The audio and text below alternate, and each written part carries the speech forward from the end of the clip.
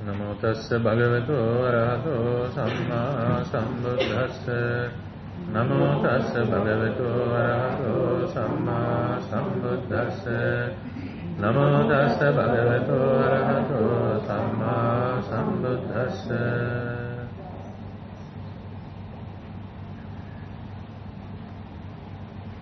අද මනුස්ස චිත්තසංතානයට ද්වේෂය වංචා කරන හැටි සිහිපත් කරන් අපි කතා කළා. අද නෛෂ්කම්ම්‍ය කාමතාවේශයෙන් වංචක ද්වේෂය. නෛෂ්කම්ම්‍ය කියන්නේ නෛෂ්කම්ම්‍ය දිවිගෙන් නික්මීම නෛෂ්කම්ම්‍ය. ඒ වගේම කෙලෙස් වලින් නික්මීමේ අදහසත් නෛෂ්කම්ම්‍ය කියලා සඳහන් වෙනවා. බලාපොරොත්තු කඩ වූද ප්‍රිය පුද්ගලයන් නැසුණා වූද වස්තු භංගත්වයට පැමිණියා වූද සමහරුන් කෙරෙහි ඒ කරුණ පිළිබඳ වූ ද්වේෂය සමහර විට නෛෂ්කම්ම්‍ය කාමතාවේශයෙන් පහළ වේ. එයින් වංචිත වූ ඇතැම් කාන්තාව දිසමුඩු කොට දස්සිල් සමාදන් වෙති. ඇතැම්ම ගිහිගේ හැර පැවිදි වන්නට සිතති. සමහර පැවිද්දෝද විහාරාරාමයන් හැර දමා ආරණ්‍යගත වෙති. එතකොට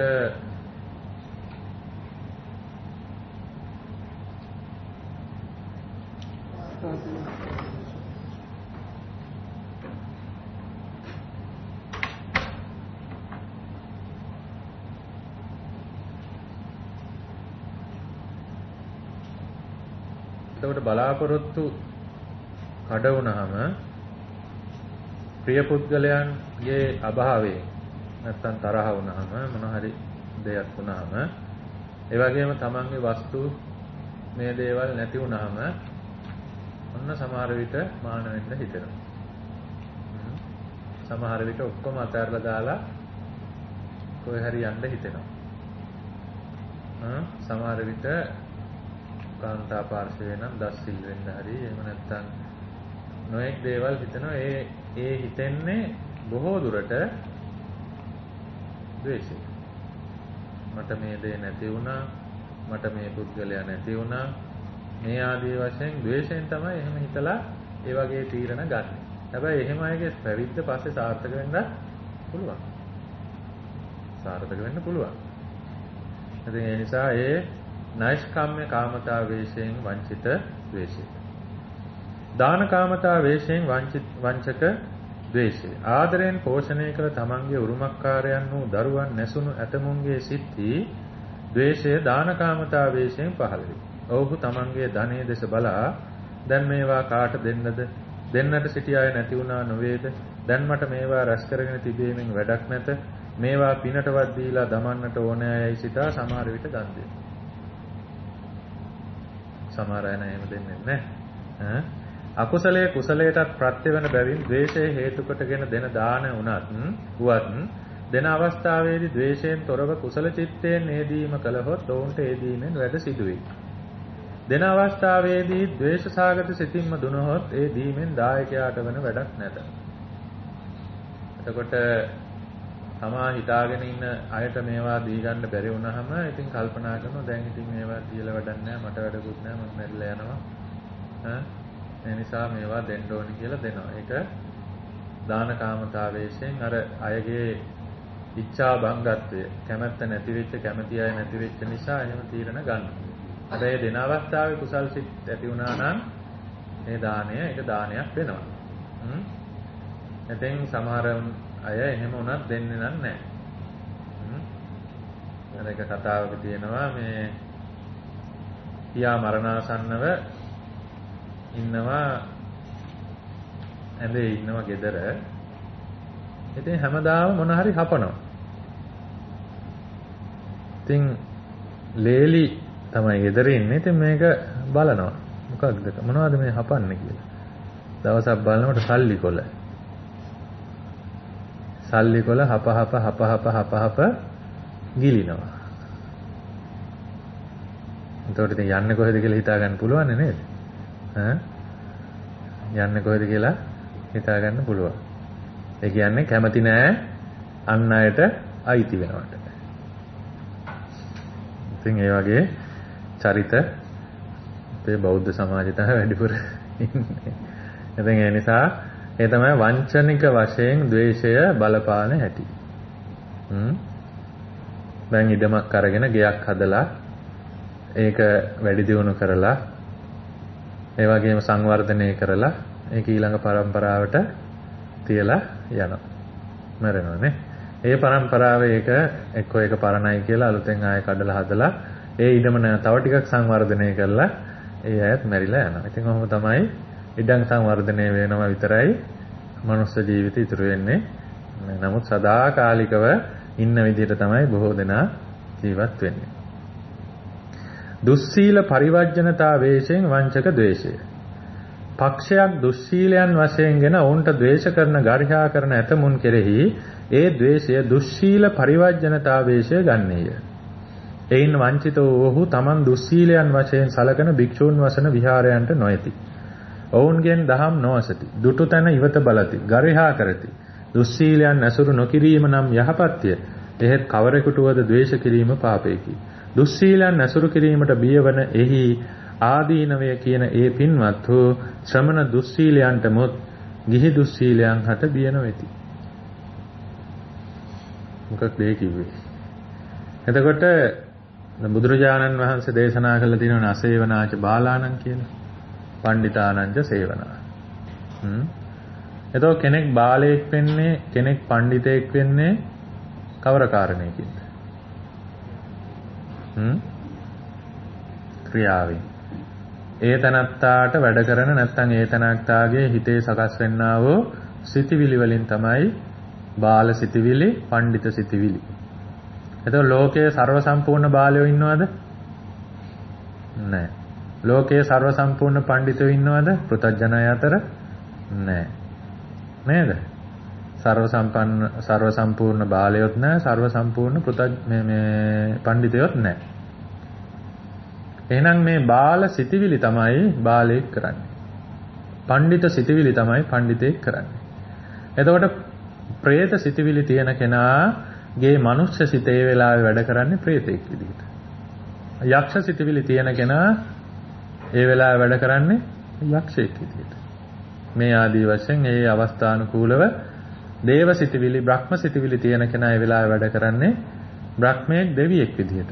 ඒ නිසා මෙන්න මේ කියන සිතිවිලි පණ්ඩිත සිතිවිලි, ඒ වගේම බාල සිතිවිලි, අසත්පුරුෂ සිතිවිලි හැටියට සඳහන් කරන්න පුළුවන්. අසත්පුරුෂ සිතිවිලි වැඩිපුර භාවිතා වෙන චිත්තසංතානයක් ඇති මිනිසයාට බුදුරජාන් වහන්සේ නමක් දෙනවා අසත්පුරුෂයා කියලා.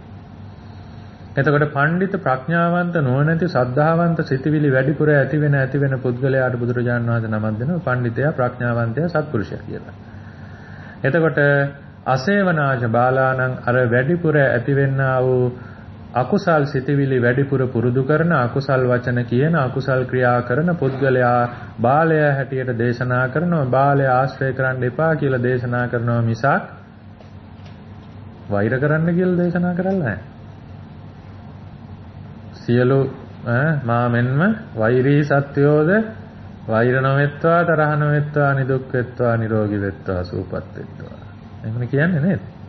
එහෙමයි කියන්නේ. ඒ නිසා අපි විශේෂයෙන්ම මෙතනදී ප්‍රවේශම් වෙන්න ඕනේ වර්තමාන යුගයේ Taman දුස්සීලයන් වශයෙන් සලකන භික්ෂුන් වහන්සේලා වසන විහාරයට යන්නේ නැහැ.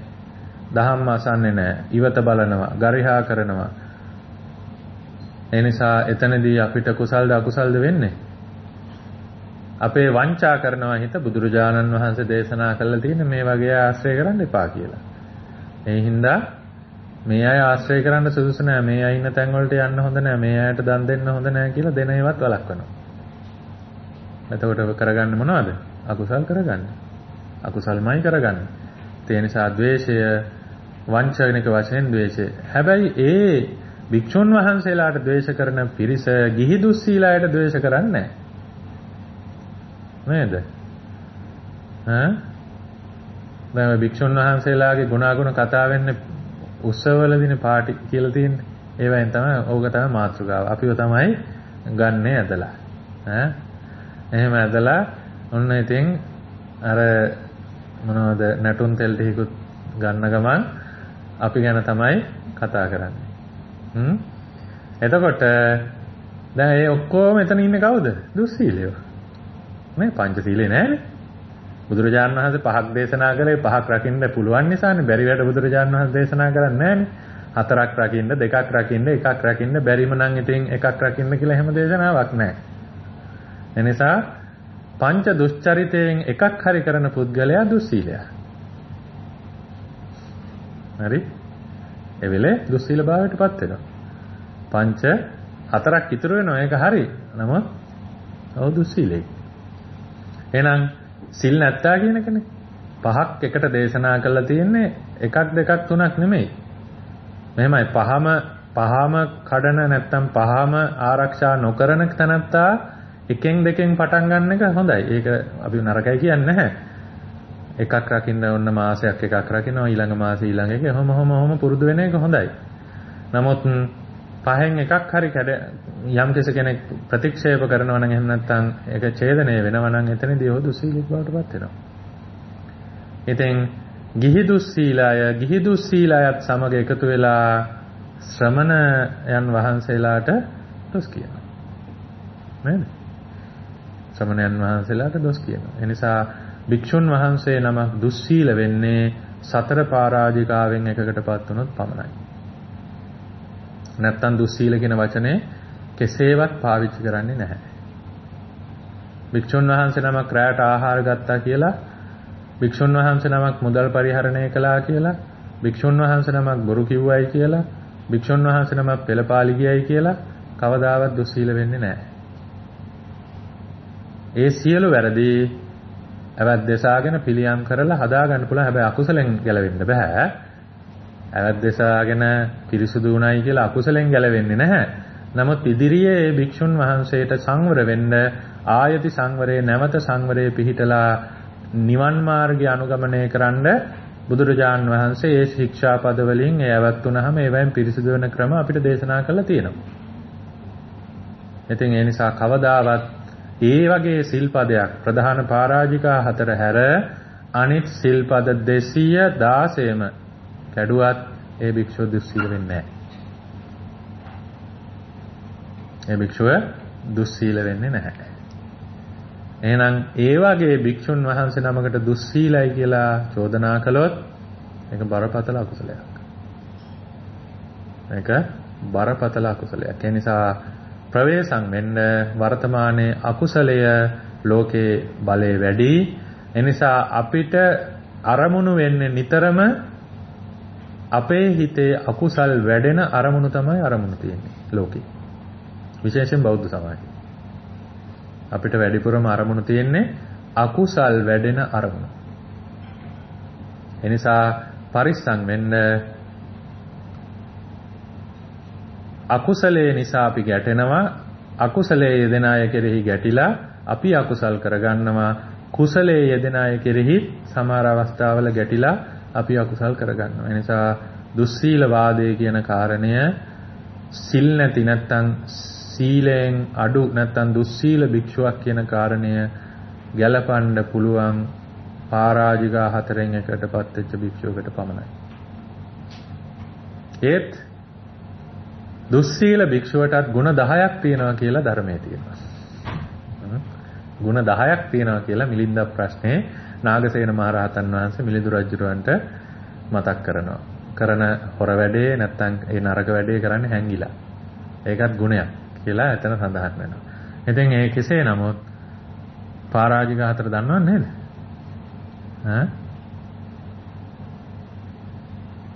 පළවෙනි කාරණේ කාම සේවනයේ ඒකේ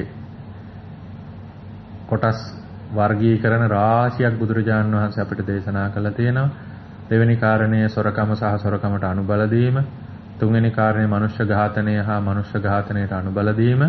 හතරවෙනි කාරණය තමාගේ චිත්තසංතානය තුල නැති ධ්‍යාන මාර්ගඵලාදී සමාධි කියන උත්තරී මනුෂ්‍ය ධර්ම නැති බව දැනම බොරුවට ලෝකයට ප්‍රකාශ කිරීම.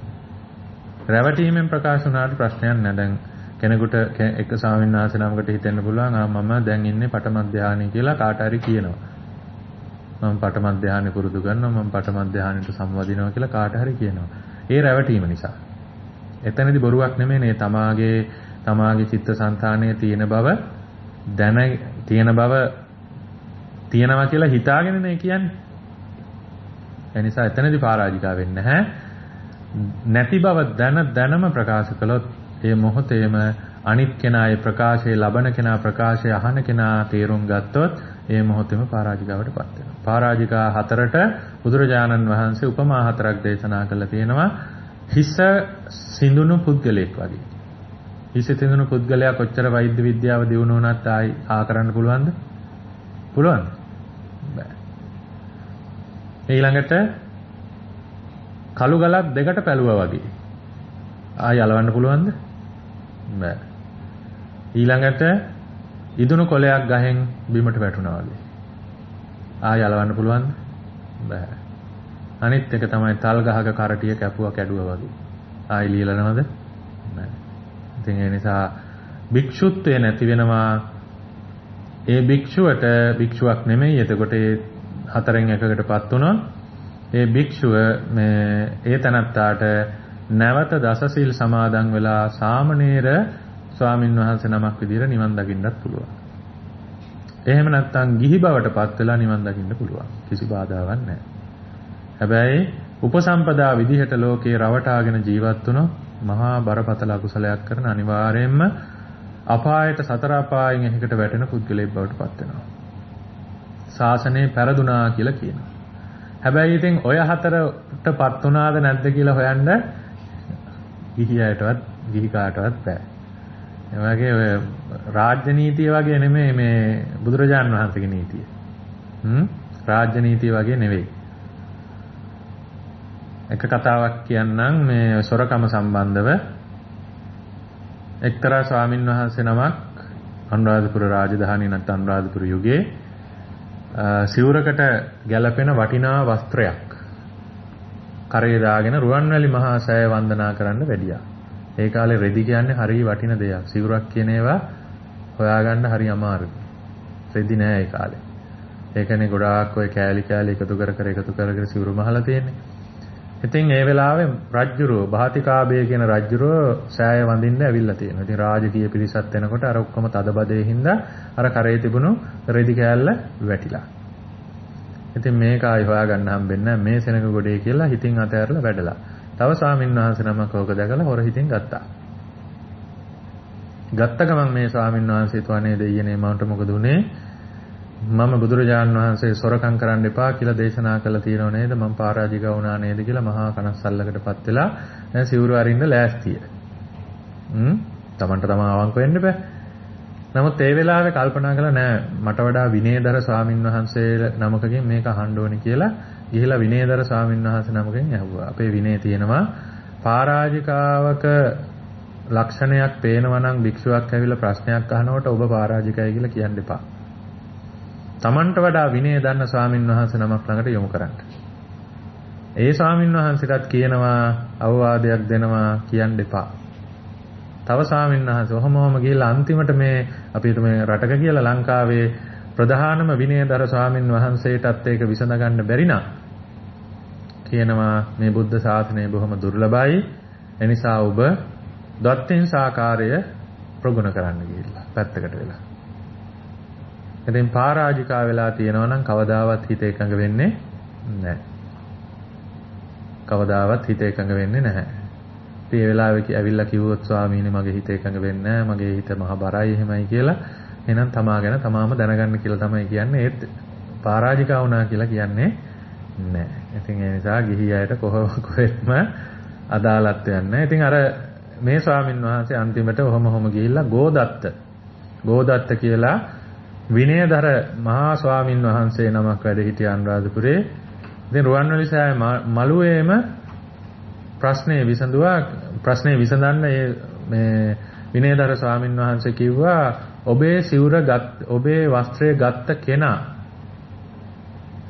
ඔබේ වස්ත්‍රය ගත්ත කෙනා හොයාගන්න පුළුවන් නම් මේ ප්‍රශ්නේ විසඳන්න පුළුවන්. ඉතින් මේ ස්වාමින් වහන්සේ සතර වාසල්කට දොරටු හොයලා දොරටු ළඟ ඉඳලා කොහොම හරි අර ස්වාමින් වහන්සේව හොයාගත්තා මාස ගානකින්. හොයාගෙන දැන් රුවන්වැලිසෑය මළුවේම තමයි මේ ප්‍රශ්නය නැත්තම් මේ අධිකරණය විසඳුවේ. දැන් අර ගෝදත්ත විනයදර ස්වාමින් වහන්සේ යවුවා ඔබ කොහෙන්ද මේ රෙද්ද ගත්තේ? ස්වාමීනි මම හොර හිතින් ගත්තේ මේ රුවන්වැලිසෑය මළුවේ තිබිලා. එතකොට අයිතිකාර භික්ෂුවෙන් ඇහුවා ඔබ නැවත මේක හොයාගන්නවා කියලාද ඒක එතනින් ගියේ? නෑ ස්වාමීනි මම හිතින් අතහැරලා ගියේ. එහෙනම් හිතින් අතහැරලා ගියා නම් ඒක අන්සතු නෑ. සොරසිතට වෙන අවතක් තියෙනවා සුළු අවතක් වෙනවා කියලා ප්‍රශ්නේ විසඳුවා. හැමෝම ඉතින් සාදුකාර දුන අර පරාජිකා කියලා හිතාගත්ත ස්වාමීන් වහන්සේ එතනින් බේරුණා. ඉතින් එහෙමයි ඒ කාලේ විසඳන්නේ. නේද? රාජාධිකරණ වගේ නෙමෙයි. රාජාධිකරණ නම් කෙලින්ම හොරානේ නේද? කෙලින්ම හොරා. නමුත් බුද්ධ ශාසනය එහෙම නැහැ. මොකද උපසම්පදා සීලය කියන්නේ බොහොම ශ්‍රේෂ්ඨ සීලයක්. බොහොම ශ්‍රේෂ්ඨ සීලයක්. එනිසා සෝවාන්, සකදාගාමි, අනාගාමි සුද්ධෝදන රජුරෝ වගේ අය අරිහත්ත්වයටත්පත් වුණානේ ගිහි ගෙදරදීම. ඉතින් සෝවාන්, සකදාගාමි, අනාගාමි, අරිහත් කියන ගිහි පින්නතුල්ලා සංඝ රත්නයට අයිති වෙන්නේ නැහැ. සංඝ රත්නයට අයිති වෙන්නේ නැහැ. නමුත් පෘථග්ජන භික්ෂුන් වහන්සේලා සංඝ රත්නයට අයිති වෙනවා. ඇයි ඒ?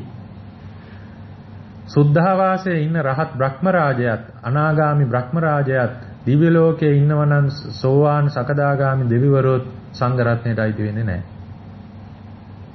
නමුත් උපසම්පදා පෘථග්ජන භික්ෂුව සංඝ රත්නයට අයිති වෙනවා. ඇයි ඒ? උපසම්පදා සීලය ආරක්ෂා කරන්නේ නැහැ වෙන කවුරුත්. ඊගෙදර පුළුවන් උපසම්පදා සීලය ආරක්ෂා කරන්න. බෑනේ.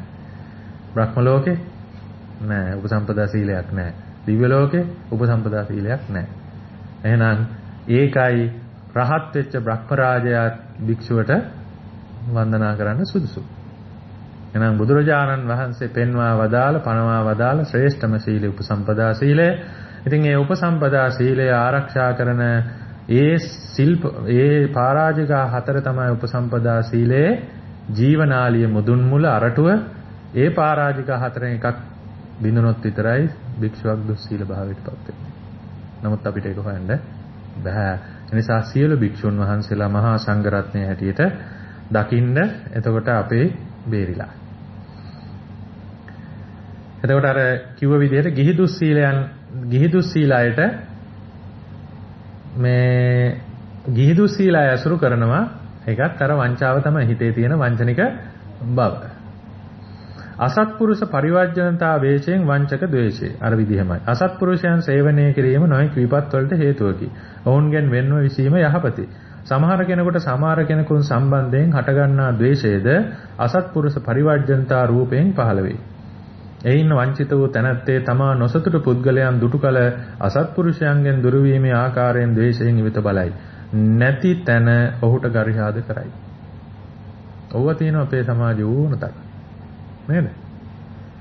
පොඩි වැරද්දක් වුණොත් කෙලින්ම ගහනවා බෝඩ් එක අසත්පුරුෂයා. අන්න ඒ වගේම මහා ජරා මිනිස්සෙක් කියලා එහෙම ගහලා ඊට පස්සේ බෝඩ් එක ගහලා ඊට පස්සේ එයාම ගාරිනවා. ඉතින් ඒක ධර්මය නෙමෙයි. එතන ද්වේෂය. එතන වෛරය. එතන ක්‍රෝධය. එතන ඊර්ෂ්‍යාව පරිගැනීම. ඉතින් ඕවා ඉතින් වංචක වශයෙන් පහළ වෙනවා. ඒ වංචක හැම අවස්ථාවකදීම පහළ වෙන්න පුළුවන් අපි කාටත්. ඒ ජීවිතයට පුරුද්දක් නොගැනීම තමයි මෙතනදී බුදුරජාණන් වහන්සේ ධර්මයේ තුලින් බලාපොරොත්තු වෙන්නේ. මොකද කෙලෙස් කියන කාරණේ අපි කාටත් නැගෙනවා. අල්පේච්ඡතා වේශයෙන් වංචක ද්වේෂය. තමාට උපකාර කරන කෙනෙකු සම්බන්ධයෙන් හටගන්නා ද්වේෂය සමහර විට අල්පේච්ඡතා වේශයෙන් පහළවන්නේය. එයින් වංචිත තැනැත්තේ මාහට අනුන්ගෙන් කිසිවක් වුමනා නැත. මට පුළුවන් සැටියකින් මගේ වැඩ කර ගනිමි අනුන්ගෙන් ලැබෙන උපකාර ප්‍රතික්ෂේප කරන්නේය. එහෙමනම් කරන අඩුයි නේද? කොහොම හරි බලන්නේ වංචාවෙන් හරි ලෝකයා බලන්නේ අනුන්ගෙන් උපකාර ගන්න. නමුත් සමහර අය ද්වේෂයේ වැඩි අය මට කිසි දෙයක් ඕනේ නැහැ කියලා ටික කාලයක් හරි නිශ්ශබ්ද වෙලා ඉන්නවා. තමාට කරන උපකාරය නොපිළිගනුයේ උපකාර කරන තැනැත්තා කෙරේ ක්‍රෝධයකින් දැයි ඔවුන්ගෙන් ඇසුවහොත් ඔවුන් කියනුවේ මගේ ක්‍රෝධයක් නෑ. නමුත් මට කාගේවත් කිසිවක් ඕනෑ නැතයි කියයි. එසේ කියනුවේ අල්පේච්ඡතා රූපයෙන් සිටින ද්වේෂය ඌනට ද්වේෂය හැටියට නොපෙනෙන බැවිනි. මාපියන්ගේ උපකාරයෙන් කටයුතු කරන්නා වූ දරුවන් කෙරෙහිද ගුරුවරයන්ගෙන් ආධාර ලබන ශිෂ්‍යයන් කෙරෙහිද ගිහියන්ගෙන් ආධාර ලබන පැවිද්දන් කෙරෙහිද මේ අල්පේච්ඡතා ප්‍රතිරූපක ද්වේෂය බොහෝසෙයින් ඇතිවේ. මම ඔය දෙමව්පියන්ගේ ඉඩකඩම් දරුවන්ට බෙදා හදා දෙනකොට ලොකු ප්‍රශ්න ඇති වෙනවනේ නේද? ඒ වෙලාව මට ඔය මොකුත් ඕනේ නැහැ. කියලා දෙමව්පියන්ට ද්වේෂ කර ගැටි ඉන්න අවස්ථා තියෙන්න පුළුවන්. ඉතින් අන්න ඒ වගේ එයාට මුකුත් ඕනේ නැහැ කියන කාරණේ තුල අල්පේච්ඡ බවක් තමයි අඟවන්නේ. නමුත් උවමනාව තියෙන නිසාමයි ඕනේ නැහැ කියලා බොහෝ දුරට සමහර බොහෝ අවස්ථාවල ද්වේෂයෙන් කියන්නේ. මොකද ලැබෙන්නේ නැත්නම් අර නරියමිදි තිත්තයි කිව්වා වගේ නේද? නරියමිදි තිත්තයි කිව්වේ ඇයි කඩා ගන්න බැරි හින්දානේ. නේද? එන්න ඒ වගේ මෙතනදීත් අල්පේච්ඡතාවේශයෙන් වංචක ද්වේෂය සකස් වෙන ආකාරය ඒ සඳහන් කළේ. මිතබහනිතාවේශයෙන් වංචක ද්වේෂය. නිෂ්ඵල කතා වලින් තොරව උමනා පමණට කතා කරන ස්වභාවය මිතබහනිතා නමි. නිෂ්ඵල කතා වලින් තොරව පමණට කතා කරන අවශ්‍ය දේ කතා කරන ස්වභාවය. අප්‍රිය පුද්ගලයන් දුටු කල්ලි සමහර විට ඔවුන් පිළිබඳ ද්වේෂය මිතබහනිතාවේශයෙන් පහළවන්නේ. එයින් වංචිත වූ තැනැත්තේ අන්‍යහා කතා කළ යුතු ප්‍රමාණයටද කතා නොකරන්නේය.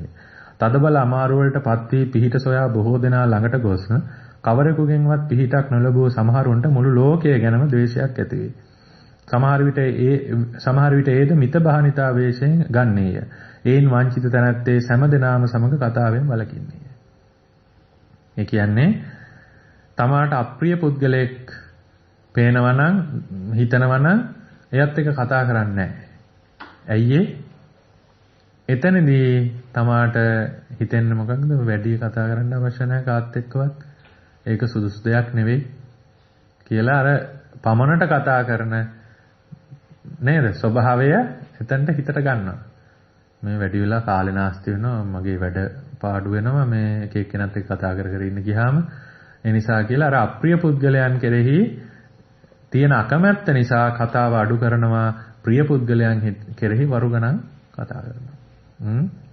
මේක තමයි ස්වභාවය. පාප ගර්හිතාවේශයෙන් වංචක ද්වේෂය. පුද්ගලයෙකුට ගර්හා කිරීම නොසුදුසුය. එහෙත් පාප ක්‍රියාවන්හි දෝෂය දැක්විය යුතුය. එයට පාප ගර්හාවයයි කියනු ලැබේ. පුද්ගලයෙකුට ගර්හා කිරීමත් පාපයක් බැවින් පවින් වැළකී විසීමට කැමැත්තෝ පුද්ගල ගර්හාව නොකරති. පුද්ගල ගර්හාව වරදක් බව පිළිගන්න ඇතමුන් කෙරෙහි අන්‍යයන්ට ගර්හා කරනු කැමැති බව වූ ද්වේෂය පාප ගර්හිතාවේශයෙන් පහළවන්නේය. එයින් වංචිත වූ පාපයට ගර්හා කිරීමේ ආකාරයෙන් පුද්ගලයන්ට ගර්හා කරන්නා වූය. එතකොට පුද්ගලයෙකුට ඇති තනක් නැති තනක් ගර්හා කිරීම අකුසලයක්. පුද්ගලයෙකුට ඇති තනක් නැති තනක් ගර්හා කිරීම අපහාස කිරීම අකුසලයක්. එතකොට නමුත් පුද්ගලයෙක් පව් වැඩක් කරනවා නම් අකුසලයක් කරනවා නම් ඒක යා පිළිගන්න තත්වයේ ඉන්න අවස්ථාවක ඒක කරුණාවෙන් මෛත්‍රියෙන් කියලා දෙන්න ඕනේ. මම අරදත් කියවනේ පිරිස ඉන්න තැන නෙවෙයි. එයා පිළිගන්න ස්වභාවයක් තියෙනවා නම් අර මත්පැන් පානය කරපු ඒකට පැන් කියන්න ඕනේ නැහැ. පැන් කියන්න පෙරණේවනේ නේද? පිරිසුදු වේවනේ. මත් වතුර පානය කරන කෙනෙකුට පානය කරපු කෙනෙකුට වෙරි වෙලා ඉන්න කෙනෙකුට බොන්න එපා කිව්වට වැඩක් තියනවද? වැඩක් නැහැ. වෙරි වෙලා ඉන්න කෙනෙකුට බන කිව්වට වැඩක් තියනවද? වැඩක් නැහැ. අන්න ඒ වගේ පාප ක්‍රියාවන්හි යෙදී ඉන්න වෙලාවේ ඒක කිව්වට වැඩක් නැහැ. ඒක සාමාන්‍යයෙන් හොඳින් ඉන්න වෙලාවක යාළුවෙක් විදිහට කරුණාවෙන් මෛත්‍රියෙන් කියලා දෙන්න මේක එතනදී හොඳ නෑනේ කියලා අන්න ඒ වගේ කියලා දෙන්න සුදුසු අවස්ථාවේ කියලා දීම තමයි වටින්නේ. ඉතින් ඒ වෙලාවෙත් ඒ තනත්තා ද්වේෂයෙන් බැන්නොත් හරි මොන හරි වුණොත් අපි නිශ්ශබ්ද වෙන එක තමයි තියෙන්නේ. ඉතින් ඒ නිසා ඉතින් අර පාපය ගැන ගරිහා කරන්න නෙමෙයි පාපය ගැන කියලා දෙන්න. නමුත් සමහර අයට ද්වේෂය එනවා මේ මිනිස්සයා මේ දේවල් කරනවා මේ මිනිස්සට හොඳ වෙයින් කියන්න ඕනේ මේක නවත්තන්න කියලා ද්වේෂයෙන් අර තමන්ගේ හිතේ තියෙන වෛරයත් පිරිමහන්න අර මිනිස්සට බයිනවා. ඉතින් ඒ නිසා ඒ වගේ අවස්ථාවල පුළුවන් තරම් තමාගේ හිත දිහා බලාගෙන තමාගේ හිත මැනගෙන තමාගේ හිත දිහා බලාගෙන ජීවත් වෙන්න උත්සාහවත් වෙන්න ඕනේ. අපචිතිකාමතා වේශයෙන් ද්වේෂය. ගරු කළ යුත්තන්ට ගරු කරන කැමැති බව අපචිතිකාමතා නමි. ඡණ්ඩ පරුෂ මාපියන්, ගුරුවරයන්, ස්වාමිවරයන් යටතේ සිටින තැනැත්තන් කෙරෙහි ඒ මාපියාදීන් පිළිබඳ බය ස්වභාවයේ උද්වේෂය සමහර විට අපචිතිකාමතා වේශයෙන් පහළ වේ. එයින් මෙහෙවනු ලැබුවෝ ගුණ සැලකීමෙන් නොව බියෙන් ඔවුන්ට කරු බුහුමන් කරති. කීකරු වෙති. ද්වේෂ සාගත සිතින් කරන මේ අපචායනය අපචායන කුසලයට අයත් නොවේ. වැඩිහිටියන්ට ගරු කිරීම කුසලයක්. ඉස්කෝලේ යන කාලේ මතකනේ නේද? සැරසර්ලා සැර ටීචර්ලා ඉන්නකොට බොහොම නේද? බොහොම සංවරයි. බොහොම සංවරයි. ඇයි ඒ? කරගන්න දෙයක් නැහැ. ඉතින් අපෝ කටු අත්ත වගේ කියනවා. එක එක නම් දාලා තියෙනවද නේද? ඈ? එක එක නනුත් දාලා තියෙනවා ගුරුවරුන්ට ඒ කාලේ. ඉතින් ඒ නිසා මේ හිනාවක්වත් නැති ගුරුවරු ඉන්නවා. ඉතින් ඇත්තටම අපේ කාලෙත් හිටියා. ඒ නිසා බොහොම සැරපරුසයි. ඉතින් අර යටහත් පහත් විදිහට මේ ද්වේෂයෙන් ගරු බුහුමන් කරනවා. කොයි වෙලේද පන්තියෙන් යන්නේ? දෙමව්පියන්ටත් වඩා ගුරුවරු සම්බන්ධව තමයි ඔක. ඊළඟට ආයතනයේ ප්‍රධානියෝ. ඉන්නකොට බොහොම හොඳට වැඩ කරනවා. නැතිකොට නම් හදලා ඉතින් නේද විදුහල්පතිට ප්‍රින්සිපල්ට පිනා කියනවා නේද? එහෙමනේ. ඉතින් ඒ නිසා ඒ වගේ ඒවා ඉතින් අපි පොඩි කාලේ අපි කාටත් ඉතින් ඒ වංචනික වශයෙන් පහළ වෙච්ච දේවල් ඉතින්. ඉතින් ඒක තමයි ස්වභාවය. ඉතින් ඒ නිසා ගරු බුහුමන් කරන්නේ අවංකව ඇතිතනත් නැතිතනත් ගරු බුහුමන් කිරීම සිද්ධ වෙන්නට ඕනේ. දැන් අපිට වැටහෙනවා එදා ඒ ගුරුවරු එහෙම කළේ ඇයි කියලා. ගුරුවරු එහෙම කළේ ඇයි කියලා. ප්‍රතික්කූල සංඥා වේශයෙන් වංචක ද්වේෂය. ශරීරයෙහි රාගයට හේතු වන సౌందර්යයක්ද ඇත්තේය. ඥානයට විෂය වෙන ප්‍රතික්කූලත්වයක්ද ඇත්තේය. ප්‍රතික්කූල කියන්නේ පිළිකුල් බව. ප්‍රතික්කූලත්වයේ හැර సౌందර්ය පමණක් ගන්නා තැනැත්තා කෙරෙහි ශරීරයේ පිළිබඳ රාගය උපදී. ඒ රාගය තුනී කළ හැකි වනුයේ දුරු කළ හැකි වනුයේ ප්‍රතික්කූලත්වයේ බැලීමෙනි. එබැවින් යෝගාවචරයෝද සිල් රකින්නෝද රාගයේ මඩුණු පිණිස ශරීරයේ ප්‍රතික්කූලත්වයේ දක්නා ඥානය උපදවති. ඒට ප්‍රතික්කූල සංඥාවයයි කියනු ලැබේ. ප්‍රතික්කූල සංඥාව ඇති කරගත් තැනැත්තන්ට හට සමහර විට ද්වේෂයන් ප්‍රතික්කූල සංඥාවයෙන් පහළ වේ. එයින් වංචිත තැනැත්තේ තමාගේ විරුද්ධය දෙස ප්‍රතික්කූලත්වයෙන් බලයි. එතකොට රාගය ඇති වෙන්නේ සුන්දරත්වය නිසා. ඒ වගේම ඒ සුන්දර බව කෙස්ලොම් නියදත් ආදී වශයෙන් කටින් අත දාලා කකුලෙන් අල්ලලා කන පිට ගැහුවොත් මොනව වෙයිද? මෙහෙනම් කපුටු එහෙම නැහැනේ නේ. බල්ලොත් නැහැ මෙහෙ. ලංකාවේ වුණා නම් එහෙම කපුටෝ බල්ලෝ එලවන්න පොල්ලක් අතේ අරන් ළඟින් ඉන්න වෙනවා. මේක කටින් අත දාලා කකුලෙන් කන පිට ගැහුවොත් අල්ලලා. නේද? ඉතින් ඒ තමයි ප්‍රතික්කූල භාවය. ඉතින් ප්‍රතික්කූල, පටික්කූල එහෙම නැත්නම් පිළිකුල් සංඥාව වඩන කෙනා දැන් සමහර අය පිළිකුල් භාවනාවට කැමති නැහැ. ඇයි ඒ? ඒක සියුම් ද්වේෂය. මරණානුස්සතියට කැමති නැහැ. ඒ සියුම් ද්වේෂය. සියුම් ද්වේෂය. ඉතින් ඉක්මනින් සසර දුකින් එතර වෙන්න අවශ්‍ය නම් ඔබ තමයි කමටහන්. ප්‍රතික්කූල සංඥාව, ඒ වගේම මරණානුස්සතිය, අට්ටික සංඥාව මේවා තමයි කමටහන් ඉක්මනින් සසර දුකින් එතර වෙන්න කැමති නම්. මෛත්‍රී බුද්ධ ශාසනය බලාපොරොත්තු වෙනවා නම් බුද්ධානුස්සතිය, මෛත්‍රිය, ආනාපාන සතිය වගේ හොඳයි. නේද? ඒවා බොහොම සුන්දර අරමුණු සහිත භාවනානේ. ඉතින් ඒවායෙන් කෙලෙස් යටපත් වෙන්න බොහෝ කාලයක් යනවා. හිතලා බලන්න. නේද? හේතුඵල ධර්මතාවයට අනුව හිතලා බලන්න. සමාධි වර්ධනය කරලා ධ්‍යාන සම්පත් ලැබලා ගිහි ජීවිතයක ධ්‍යානයක් උපදව ගන්නවා කියන එක ලේසි නෑ මේ පැවිදි අපටත් නේද? නැතිකොට. ධ්‍යානයක් කියන්නේ බොහෝ කාලයක් හිතම වඩලා දියුණු කරගන්න ඕන. අනිවාර්යෙන් වනගත වෙන්න ඕනේ. අද කාලේ නම් ධ්‍යාන භාවනාව වඩන. ඉතින් ධ්‍යානයක් වඩලා මාර්ගඵල ලබන්න හිතනවා නම් ඒක මේ ජීවිතේ ලේසියෙන් කරගන්න පුළුවන් වෙයිද? දන්නේ නැහැ. ඒ නිසා චක්කුපාල ස්වාමින් වහන්සේ වගේ ශුෂ්ක විදර්ශක. ඒ කියන්නේ යම් සමාධියක් උපදවාගෙන ඒ සමාධිය මත පිහිටාගෙන අර නාම රූප ධර්ම පංචස්කන්ධ දුක ඒ වගේම දෙතිස් කුණප මරණානුස්සතිය මේව වඩලා සසර දුකින් එතර වීමේ ක්‍රමය තමයි අද මේ යුගයේ සාර්ථකම ක්‍රමය. මොකද අපි ධ්‍යාන භාවනා වඩලා ඒවයි මරණ මොහොතේ අරමුණු වෙලා බ්‍රහ්ම ලෝකවල කල්ප ගණන් බ්‍රහ්මයෝ වගේ පරියන්කෙන් කල්ප ගණන් ඉඳලා තියෙනවා. නේද? මම කියන්න බෑනේ කාටවත් බුද්ධ වචනේට අනුව. බ්‍රහ්ම ලෝකේ බ්‍රහ්මියෝ නෑ. බ්‍රහ්මයෝ ඉන්නේ. එතෙන් කල්ප ගණන් ඉඳලා තියෙනවා. ඒ කල්ප ගණන් ඉඳපු අපි අද මනුස්ස ලෝකෙට ඇවිල්ලා නේද? තාම හරියට කමඨහනක් හොයාගන්න බැරුව දඟලනවා. නේද? ඕක තමයි සංසාරේ නැමැති විහිළුව. සංසාරේ නැමැති විහිළුව. ඒ නිසා බ්‍රහ්ම ලෝකේ අපි හැමදෙනාම කල්ප ගණන් බ්‍රහ්ම ලෝකේ තියෙන්නේ චක්කු විඥානයයි සෝත විඥානයයි හෘද වස්තු රූපයයි විතරයි තියෙන්නේ. කාය විඥානය අවශ්‍ය නැහැ. මනෝ විඥානය තියෙනවා. කාය විඥානය අවශ්‍ය නැහැයි. කාමය නැහැ. එතකොට චක්කු විඥානය අවශ්‍ය බුදුරජාන් වහන්සේ වැඩියොත් දකින්න බ්‍රහ්මය කවදාවත් එක මේ පිරිසක් විදිහට ජීවත් වෙන්නේ නැහැ. ඒකනේ අර රහතන් වහන්සේ නමක් දේශනා කළ යතහා බ්‍රහ්මා තතහා ඒකෝ. තනියෙන් ඉන්නකොට බ්‍රහ්මෙක් වගේ. යතා දේවෝ තථා දුවේ. දෙන්නෙක් ඉන්නකොට දෙවියෝ වගේ. යතා ගාමෝ තථා තයෝ. තුන්දෙනෙක් හිටියොත් එතන ගමක් වගේ. ඊට වඩා හිටියොත් කෝලාහලං තදුත්තරි. එතන දෙන රණ්ඩුලු. නේද? එහෙම නේද? එහෙමයි රහතන් වහන්සේ යන්නේ තනියෙන් ඉන්නකොට බ්‍රහ්මයා. ඉතින් බ්‍රහ්ම රාජයෝ ඉන්නේ තනියෙන්.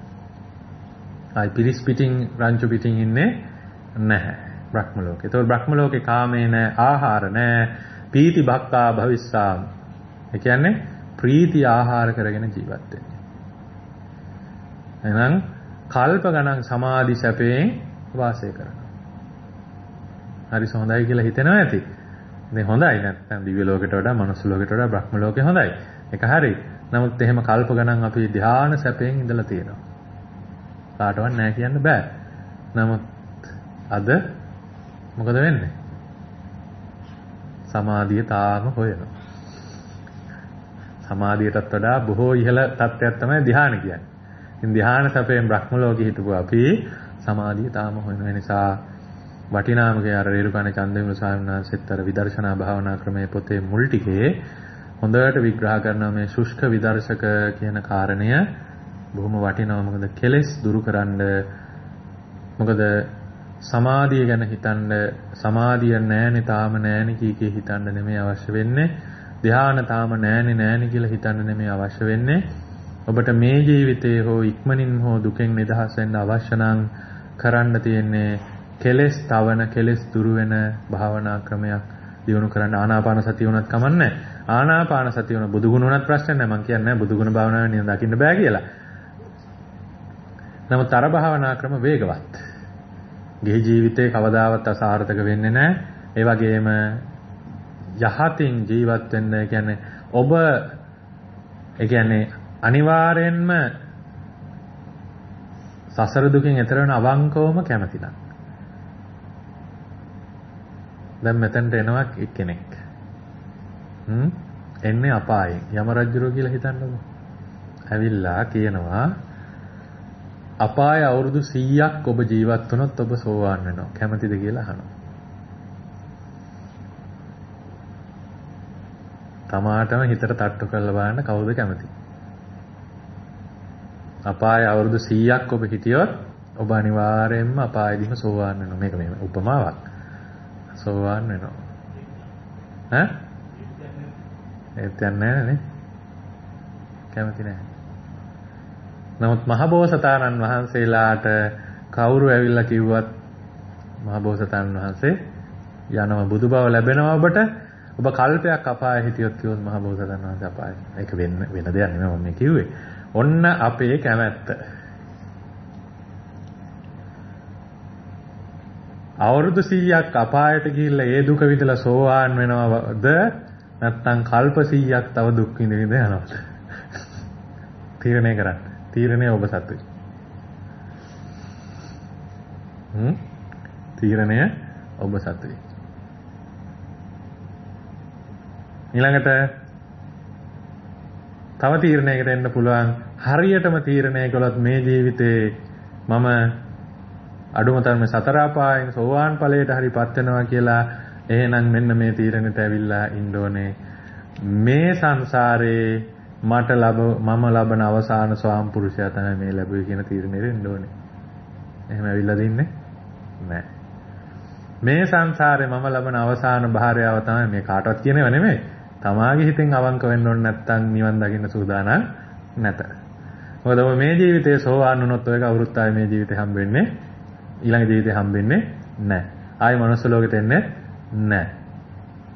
නේද? මේ සංසාරේ මම ලබන අවසාන දරුවෝ තමයි මේ ලැබුවේ කියලා හිතන්න ඔබ ශක්තිමත් නම් ඔබ සෝවාන් වෙන්න සුදුසුයි. මොකද කියන්නේ?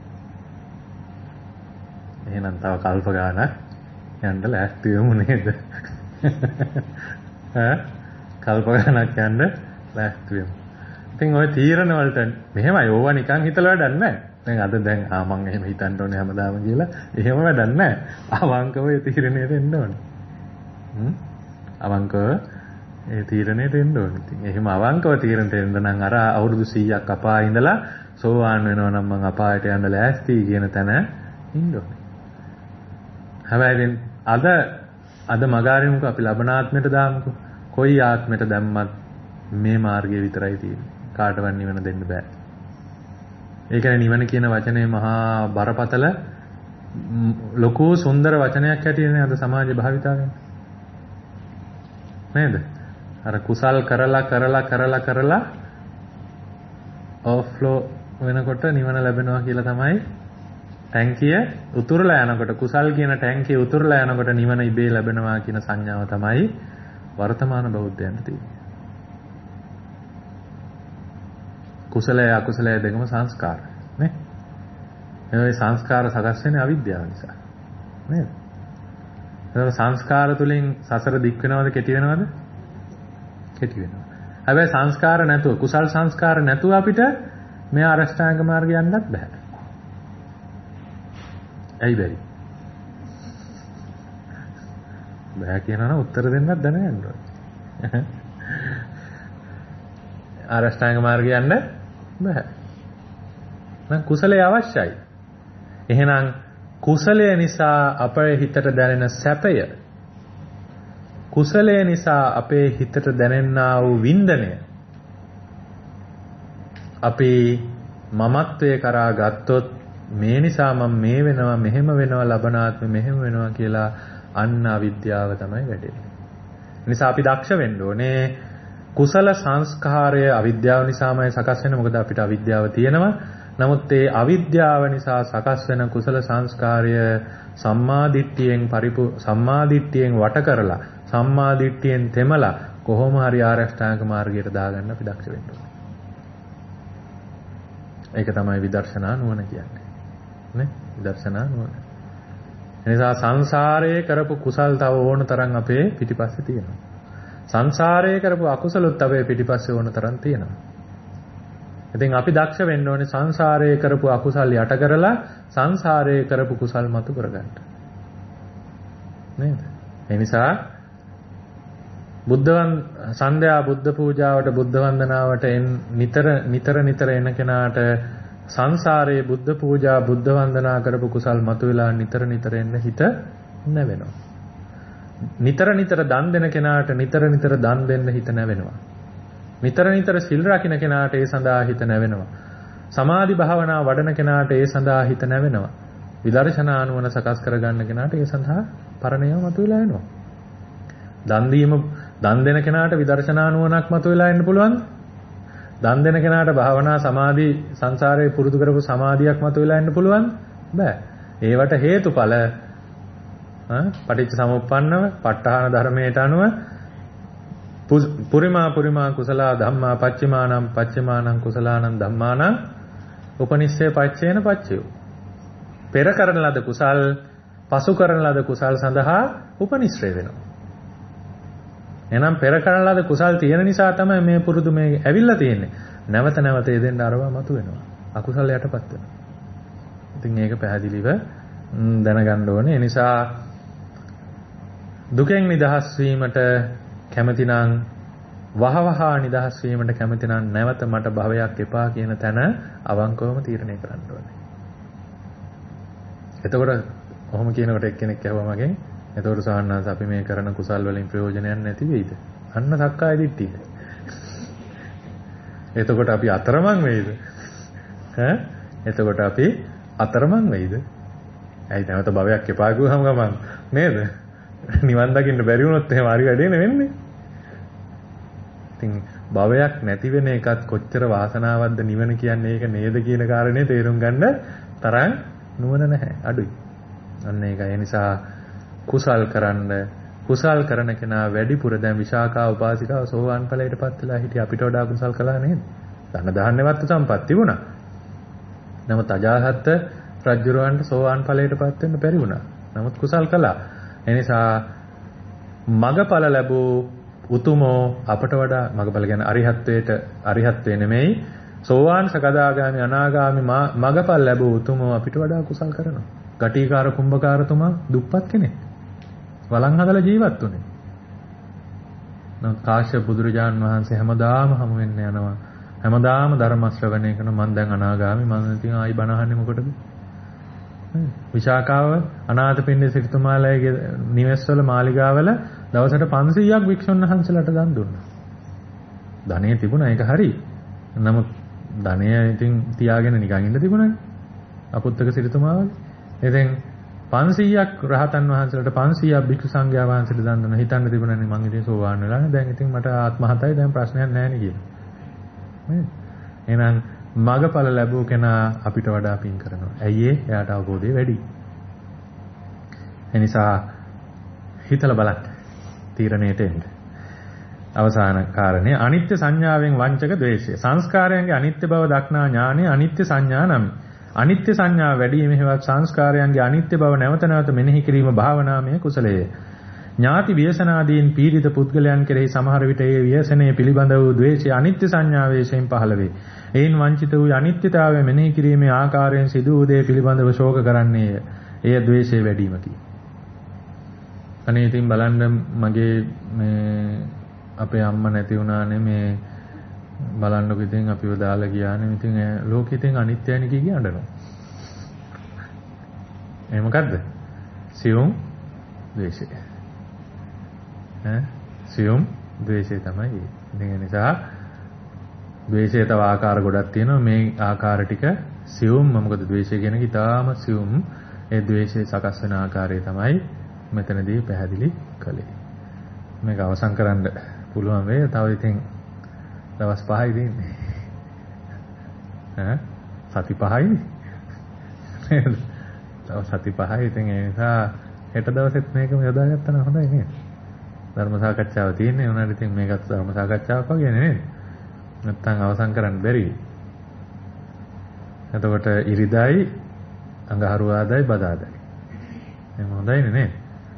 මොකද නැත්තම් යමක් ඉවරයක් කළා යන්න බෑ නේද? ඒ නිසා මේ